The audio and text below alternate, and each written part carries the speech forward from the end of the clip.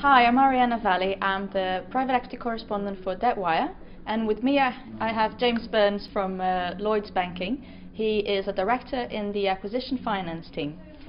James, if you can please let us know a little bit about what was discussed in our panel just now. Sure. I guess the main sort of topics really were around how do leverage deals get done in the current climate. Obviously, there's a lot of uncertainty in the market at the moment.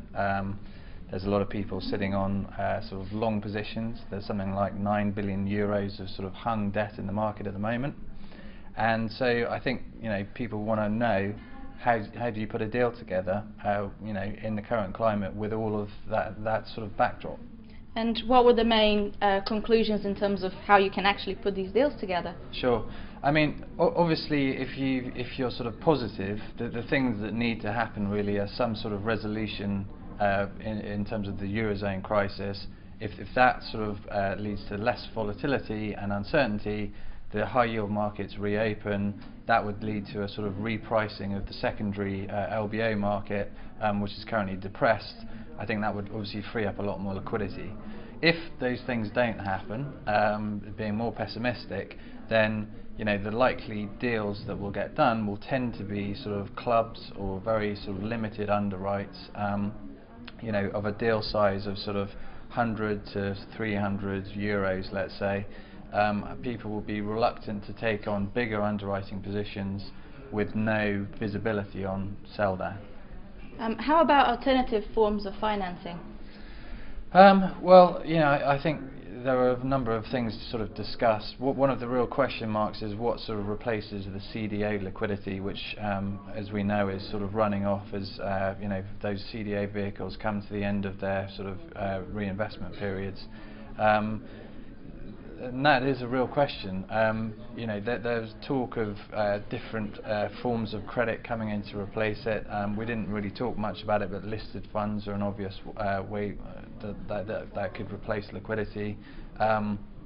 Perhaps a move more to the sort of institutional fund market that you see in the States, where you have insurance companies, pension companies investing direct into leverage loans.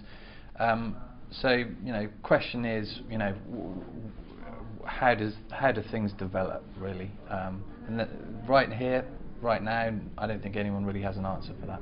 And based on what was discussed in the panel, what is the main expectation for 2012 for the leverage finance market? Well, certainly I put the view across that maybe being too optimistic here, but the fundamental thing is that our clients, the private equity guys, have a huge amount of equity they need to put to work. Some of them are actually sort of on the road fundraising at the moment, so they have to invest the final parts of their existing funds to really justify the new funds that they're raising. So actually I'm relatively bullish on the volume of deals that we may see over the next year. For me, the real question is, what will the shape of those deals be in terms of the capital structure that's used to make the acquisitions? And I think that senior debt multiples are going to remain depressed. The question will be, what will sort of plug some of the liquidity sources? Will high yield be available?